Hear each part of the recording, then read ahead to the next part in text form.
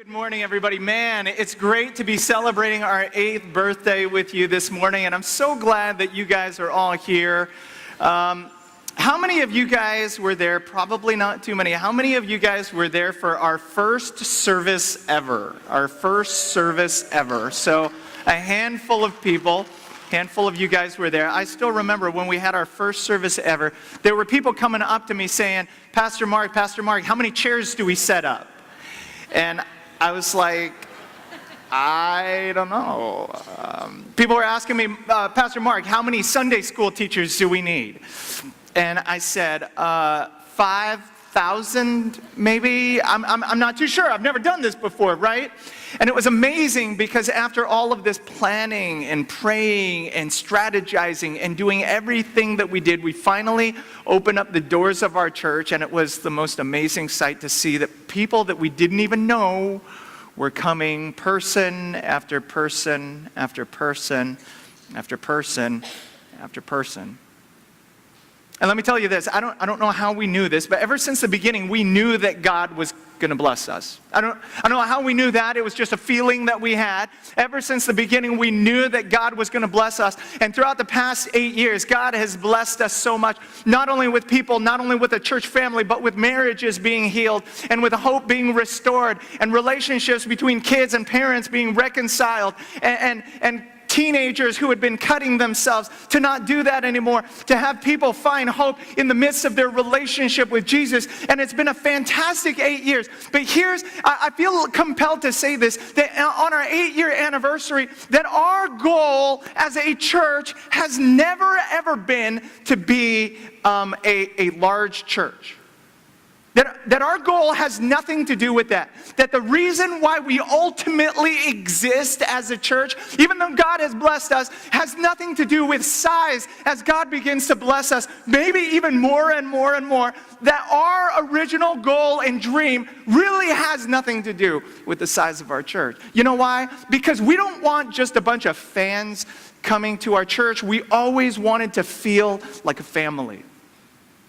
That we don't want people to simply attend, we want people to attach. We don't want people to just say that I go to church. We wanted people to say, I grow in church.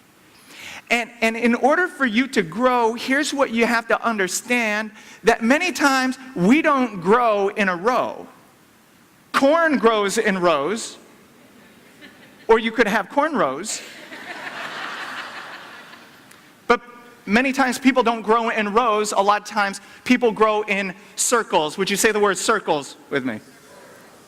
We say this at VantagePoint a lot, that sitting in circles is better than sitting in rows. Now, I'm all for rows. I love rows. I make a living speaking to people in rows. I want to live and sleep indoors, so I'm all for it. However, this is what we always say, that as we want to grow spiritually and as we want to grow in our relationship with Christ, that oftentimes does not happen as we sit in a row listening to a sermon, no matter how great, no matter how deep, no matter how thoughtful or funny or convicting, no matter how that sermon may be. That spiritual maturity and that growth happens, we say this, within the context of relationships. Within the context of being able to sit in a circle, to sit in a small group with other people, to be able to look at them eyeball to eyeball and to experience the authenticity and the transparency and the care that comes from being a part of a community, to be a part of a family like that. And can I tell you, some of the greatest, this is how we care for each other as a church. Some of the greatest I love my church stories don't happen within the context of like, hey, we had somebody on the staff visit me in the hospital, or we had somebody on staff visit me in my home. Some of the greatest I love my church stories have always happened within the context of somebody connected within a family, connected within a small group of people where they care for each other and when they love each other. Now, I visit the hospital all the time. However, this is what I want you to understand. The greatest stories that we have in this church are stories that I get to tell when I say this. You know what? That before the senior pastor ever even showed up to the hospital, do you know what I saw? I saw 20 VantagePoint people already there. Singing Amazing Grace by somebody's bedside. Holding hands with the spouse and praying with the spouse. That is the way that we care for each other as a family. That is the part of the vision of who we are as a church. And so my goal today is really simple. My goal today is very, very simple. My goal today is to try and get everybody to be a part of a small group.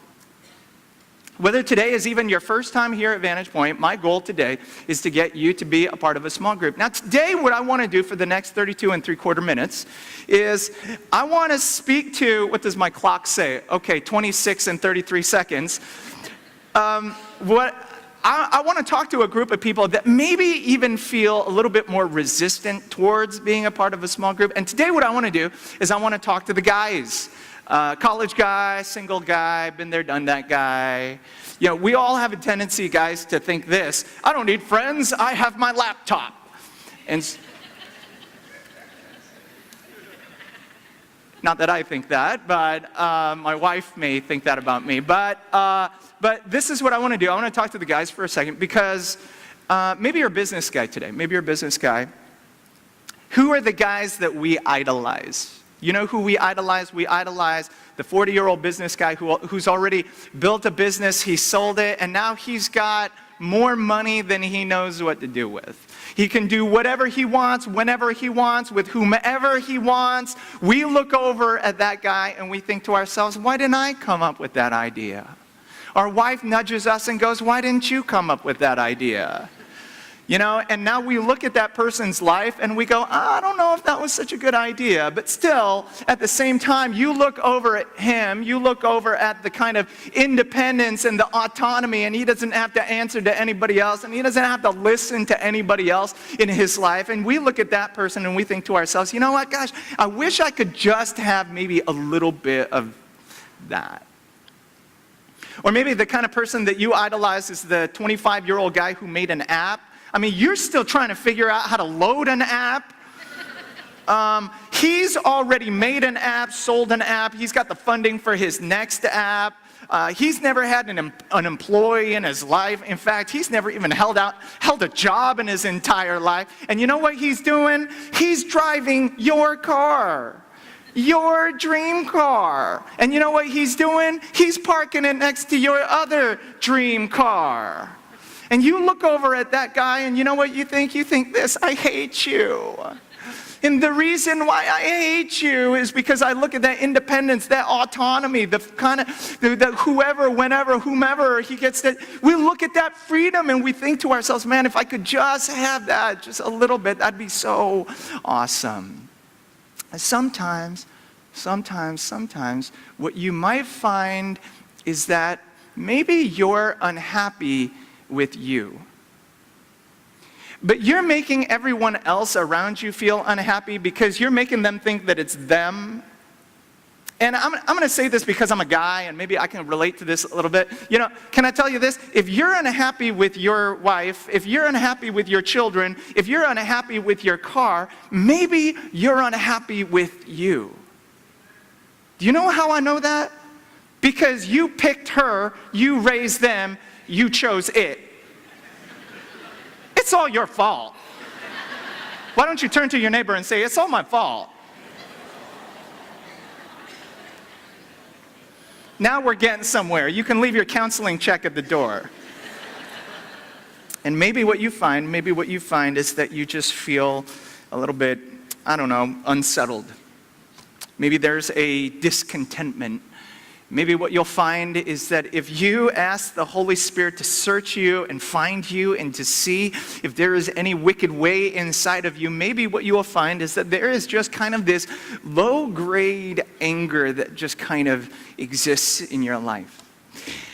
And part of the reason why you have that low-grade anger that exists in your life is because you look at the other guy and you think to yourself, well, that's me. That's what it is that I should have. Here's a problem with that. That the anger has a tendency to isolate us. The anger has a tendency to isolate us from other people who are more other people who are very, very important in our lives, different people who speak truth into our lives, different people who can encourage and provide accountability for our lives. That sometimes what anger does is it just kind of isolates us. Now, I'm not talking about alone time. Having a little bit of me time is a blessing, especially if it's away from the children.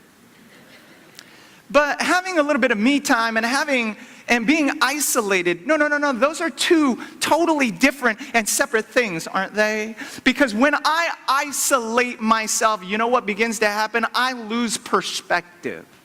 When I isolate myself, I begin to lose touch with reality. When I isolate myself, I become a little bit paranoid. When I isolate myself, I begin to either underestimate problems in my life or I overestimate problems in my life. When I begin to think about a person who has risen up and started to isolate. Think about a boss. Think about a CEO. Think about a principal. Think about a teacher. Think about a parent. What you'll find is that sometimes as you begin to move up and up and up and up, you begin to isolate yourself more and more and more and more. And maybe, just maybe, as you begin to move in the direction that you want to move, what you will find maybe is that relationally, maybe you're moving in a direction that's opposite from the relational direction that God wants you to move in. We're going to talk about that today. We're going to talk about that from the context of a story that you're kind of familiar with, and yet maybe you've never really thought about it from this perspective. And that's the story of David and Bathsheba. So why don't you turn your Bibles this morning to 2 Samuel chapter 11, verses 2 through 5. 2 Samuel chapter 11, verses 2 through 5. If you have your Bibles, you can open them. Your Bible app, you can go ahead and turn to it. If you have none of those, we have Bibles available for you outside if you need one. Or we'll go ahead, there it is. We'll go ahead and throw it up on the screen. Why don't you all stand with me as we honor the reading of God's Word this morning. 2 Samuel chapter 11, verses 2 through 5. One evening, David got up from his bed, walked around on the roof of the palace, and from the roof, he saw a woman bathing. That woman, man, she was hot. Okay, that's not my words. That's the Bible words. You don't have to write me hate mail for that one, okay? The woman, she was not only beautiful, the woman was, say this with me, she was very beautiful. Some of you men were very afraid to say that, I guess. And verse 3, and David sent someone to find out about her. So he sent the man. This word could also be translated wingman, if you didn't know that. The wingman said, you don't know who she is? That girl over there, number one, I don't know what she's doing bathing on top of a roof to begin with, because I've never done that. But he says, you don't know who that is? You should, because that woman is Bathsheba. That name ring a bell a little bit? No? Because if you don't remember, she is the daughter of Eliam. Remember Eliam? The wife of Uriah. We're going to talk about both those guys in just a little bit. The Hittite. But David was growing a little bit deaf in his old age, and so he sent messengers to get her. She came to him and he slept with her. The Bible is the ultimate PG-13 novel, in case you didn't know. And now she was purifying herself from her monthly uncleanness. All of a sudden it got rated R. Then she went back home, and the woman conceived and sent word to David saying, I am, would you say that word with me? Pregnant. You guys can go ahead and have a seat. I am pregnant. Why don't you look at verse 2 with me, would you? Look at verse 2 with me. It says this, one evening David got up from his bed, walked around on the roof of the palace, and from the roof he saw a woman bathing. The woman was very beautiful. The Hebrew word for very beautiful is the word hubba hubba, in case you didn't know. And David sent someone to find out about her, and the man said, you don't know who that is? That's Bathsheba, the daughter of Eliam, the wife of Uriah the Hittite. By the way, if you don't know who Eliam and Uriah are, Eliam if Eliam is her dad, that meant that her grandfather was one of David's most trusted advisors, by the way.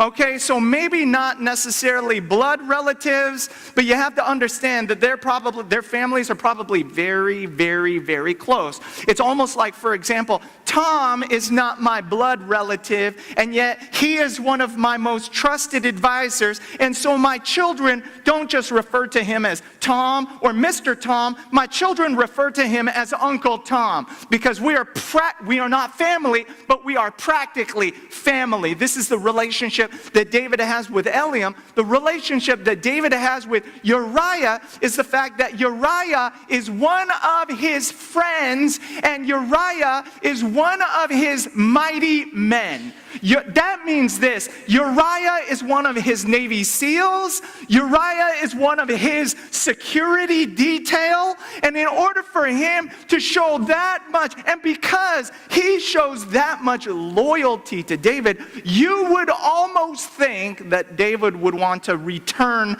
that loyalty as well. Maybe not. Because why don't you look at verse 4? Verse 4 says this: Then David sent messengers to get her.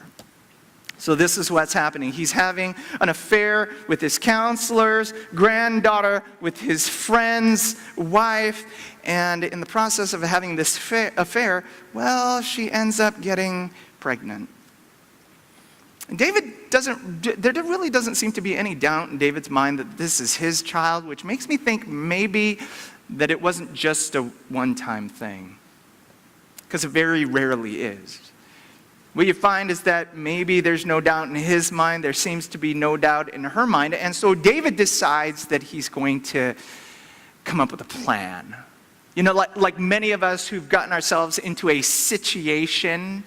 You know, we've made a mistake. Instead of just kind of coming clean, what do? We resolve to think to ourselves that, you know what, maybe I'm smart enough. But we convince ourselves that we're smart enough to just, instead of, just kind of laying all of our cards out on the table, you know what we do? We make ourselves think that, yeah, I can just make the situation go away. That I can control the outcome. That I can somehow just erase my mistake. And I wonder how many of us have thought that at some point in our lives. That instead, we know we did something wrong, and that instead of that, we have this crystal clear opportunity to just go ahead and step out in faith and come clean with whatever it was that we did wrong. Instead of doing that, you know what we do? We decide that we can erase our mistake, that we can control the outcome, that we can get rid of that website, that we can erase those texts, that we can forget about that night or that spring break or whatever the case may be. So all of a sudden, you know what David does? David decides that he's going to come up with a plan. I'm smart enough to do away with this problem. He comes up with a plan where he has Uriah come in from the battlefield, and he says, Uriah, hey, what's up? It's great to see you. How's it going out there? Uriah says, it's going great. We're killing them. That's what we're supposed to do. Why am I here again? David says, I just want to make sure that you have a little bit of R&R. So glad that you're here. Hey, why don't we do this before you go back out to the front lines? I know you're really dedicated to the cause, but why don't you just spend the night here, and then you can go back after that. Well, he ends up going home at that point, and then David goes ahead, he claps his hands, and he goes, wow, that was a lot easier than I thought. Mission accomplished. Outcome controlled. Man, I am a little bit smarter than I think. David wakes up only to realize that he did spend the night, but he spent the night at the palace gates with the palace guards. So he goes, okay. Now David he again has the opportunity to come clean. This is his chance to go ahead and say, okay, you know what? I made a mistake. I'm not, you know what he does instead? He goes ahead and he doubles down on his mistake. He thinks to himself, I've already dug myself into a hole. I might as well just keep digging at that point. And so he says, Uriah, I want you to spend the night again, except for this time what David does is that David has him eat dinner. David gets him drunk. David has him spend the night again. And guess what? He spends the night again at the palace gates with the palace guards. He's a better man than David is. And so all of a sudden, David begins to lose perspective. David begins to lose touch with reality. And so at this point, he thinks to himself, I've dug myself into a hole that's so deep that now I've got to do away with the problem at all costs. And so he's going to treat a cold like it's cancer. He's going to whap down on the problem, so he gives a note to Uriah, which, by the way, is his death sentence. He has Uriah carry his own death sentence to his commanding officer, Joab. And that note says this in verse 5. It says, put Uriah out in front where the fighting is fiercest. Now that's one thing. Uriah probably wants that. Let me show you the part of the note that he doesn't want. Then withdraw from him so that he will be struck down and die. Cover up complete. Mission accomplished. But here's a question I want to ask you today, but at what cost? Because what you're going to find is that David will permanently lose moral authority with his own children at that point. David will permanently lose from this point on credibility with his own children. Do you know why? Because everybody knows. You think you're so smart when you try and cover up all of these things? Everybody knows what's going on. Think about your children. They try and cover up all of this stuff that happens. Parents know what's going on. Children know. His children know what's going on. Uriah dies in battle. Bathsheba mourns for a little bit, and then all of a sudden TMZ cameras catch her moving into the palace quickly, like beyond quickly, right? People aren't stupid. David has children by several different wives, and you know what his children are thinking? His children are thinking this: good grief, Dad, would you just keep your pants on for once? You have more wives than we can even keep up with. You have more concubines than you even know their names. Dad, we know what's going on. You had Uriah killed. You covered everything up when everybody already knows. And you know what happened? David loses permanent moral authority with his children. You know what that is? It's the ability as a parent to say this: I wouldn't do that if I were you. Oh yeah? Who are you to tell me how to live my life? No parent wants that. And here's what I want to do. I actually skipped the first verse of that chapter.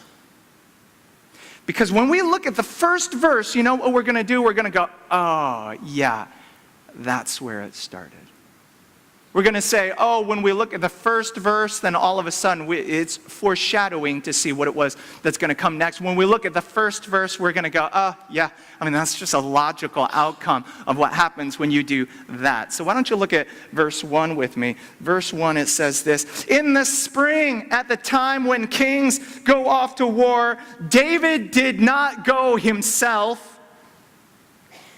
In the spring, at the time when kings go off to war, David sent Joab out with the king's men and the whole Israelite family. Why the spring? Do you know why the spring? Because that's when you take the crops in and they can go off to war. That's when you take the crops in and you have enough food to feed the army. That's when the mud dries up. That's when it's easiest to travel at that point. That when kings go off to war, do you know what David did as the king? He did not go off to war. He stayed in Jerusalem, isolating himself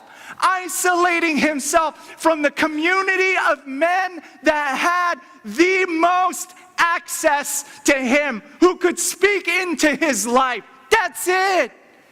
David didn't get in trouble because he was tempted. We're all tempted.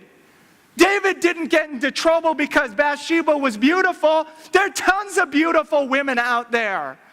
David got in trouble because with one decision, he isolated himself from the very group of men that had access to him, that he had accountability with. Because when kings go off to war, you know what happens? Relationships change. When kings go off to war, you are more, as a king, more accessible. You are more accountable. And you know what David said? David said this, do you know who I am? I don't do that anymore. No, fighting war, that's for the little guy. Fighting and war, that's for the younger guy. But that's not for me. And you know what David ended up doing? David ended up separating himself from the right people. David ended up isolating himself from his heart and soul people.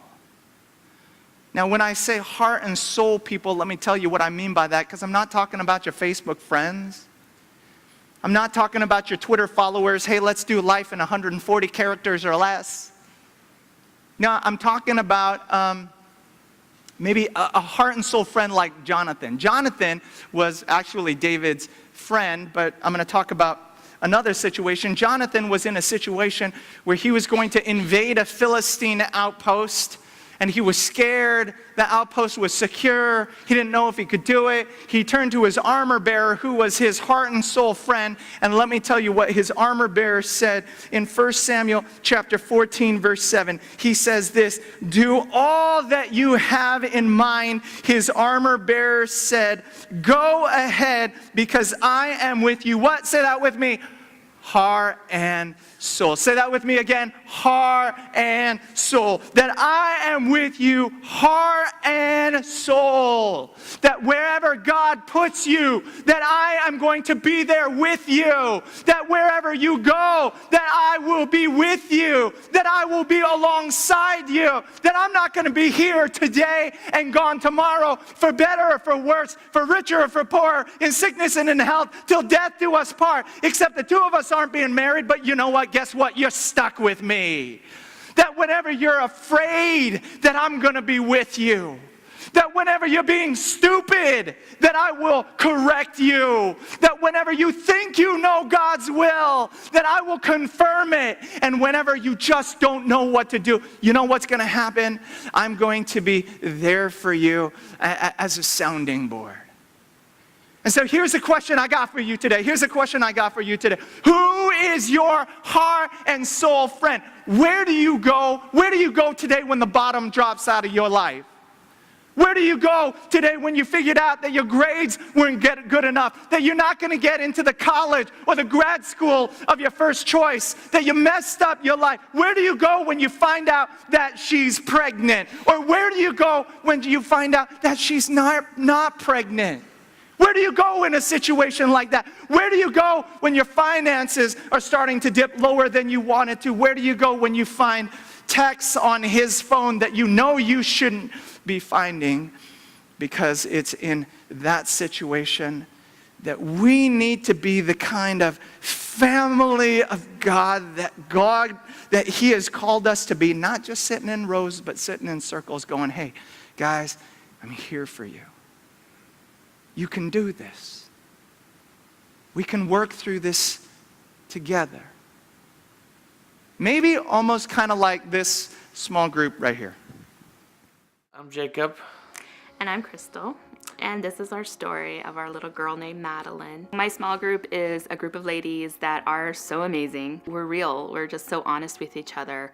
If one of us is having a bad day, we don't have to put on a face and say, you know, we're having a great day and everything's all fun and dandy. No, if I had a rough day and I haven't slept in a week, I can go in there and all haggard looking and they don't care. If I share my shortcomings, if I share my faults, they don't judge me, they share theirs, because we're all imperfect, and in our small group we can be imperfect, and Sometimes we even sit in there in our pajamas on movie nights, and we do fun things together too, because we're not just a small group, we're friends, the best of friends. So Madeline was born 16 months ago, and she was born with a condition called congenital diaphragmatic hernia, which is a condition where the left diaphragm, in her case, was not formed. Her abdominal organs had moved into her chest, and so her lungs could not form in the last trimester. This condition has a 50% survival rate, so it is very, very serious. She was born, she was immediately intubated, she was whisked away to the NICU. I didn't get to hold her or bond with her. I didn't even get to see her. The next thing I remember, I woke up in the recovery room of the OR after a C-section, and she had been born the previous day, so I didn't get to see her till the next day. I finally got wheeled over there and I saw her. I barely got to touch her. They didn't even really want to let us touch her. But when I finally got to touch her and I got to see this baby that I'd been carrying for almost 10 months, she was amazing. But it was hard because she had all these tubes and she had all these cords and machines. 3 days later, she was still in the NICU and I was discharged and I came home. We didn't have anywhere to stay in LA that night, so we came all the way home to Eastville. And we walked in the door without our baby and sat down in an empty house, or what felt very empty at the time. Put my very swollen feet up. My small group came over. They brought dinner, and they brought a few laughs, and they brought prayer, and they brought chocolate cake. They just were there. They gathered around us. They were the family that we needed that night. The next day, we returned to LA. And we stayed there for 3 months at the Ronald McDonald House. I visited the baby every single day into the night. In fact, there was actually one time where we were actually scheduled to go home. And when you're going home with that much equipment, they want you to stay the night there as a trial run. So the baby's off the monitors. She is in the room with you. You have your own private room, but the nurses are right there just in case. And we did our trial run. And she fell asleep and I got to like hold her for reals without all those cords for the first time ever. And I was in heaven, and we went to sleep, and in the middle of the night she coded. She stopped breathing, and we had to have all the nurses come in and the doctors come in, and they told us, well, you can't go home now. I said, well, no kidding. After we came home from the NICU, when we were able to finally bring Madeline home, they brought us dinner for 3 weeks, so I didn't have to think about food or anything else because I couldn't have at that point. They brought us food, they brought us everything that we could imagine. They've helped paint our house. They helped organize our garage when we were just so overwhelmed we couldn't even get the car in the garage. They've just been here for everything. And when our small group leader went through her challenge, she also received that help from the small group. Another one of our ladies got baptized, which was just so amazing. And we all stood around her and hugged and prayed and laughed, and we just have so much fun together. And it's when you need something, we just call each other up. Just the other day, I needed someone to pick up my sister from work, and one of my small group ladies did it. So that's what family's about. Baby Maddie's doing great, by the way. She's doing great. I want to end out by telling you a little story, and that's the story of when Moses was fighting the Amalekites. There's a story in the Bible where Moses and the Israelites are going out to battle, and Joshua's actually fighting the battle, but Moses is out on the mountaintop, and he's overseeing the battlefield like a good general would. But the interesting thing is this, as Moses begins to raise his hands over the battle, as he raises his staff over the battle, the Israelites are constantly, they're taking ground, they're winning the battle. But maybe Moses wasn't really working out all that much, because he finds himself getting a little bit tired as he's raising his hands that entire time. And he begins to get a little bit tired, and so his arms start to kind of sink down a little bit, and his arms are sinking down a little. His staff is getting heavier and heavier and heavier. And so as his arms start to go down, the funniest thing starts to happen, because the Israelites then start to lose the battle. Every time he raises his staff, they start gaining ground. Every time he lowers his staff, they start losing ground. And so all of a sudden, you know what? You know what God does at that moment? God provides two friends for Moses, two heart and soul friends named Aaron and Hur, to come right alongside of him to help him raise his hands so that the people of God could be victorious. This morning, why don't you jump to your feet? Could you do that? As we start in and out.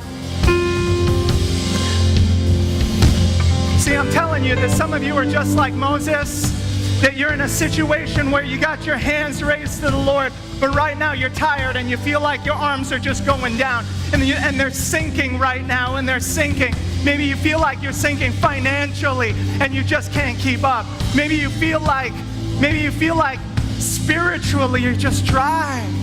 And you're knocking on the door of heaven, and God just seems so silent. Maybe you feel like your children are going in the wrong direction. Do you know what you need in a situation like that? You need the family of God to be able to come right alongside you and say this, that I am with you, that I am here for you, and that I will support you. And so here's the thing. I don't care whether you've been a part of VantagePoint for 5 weeks.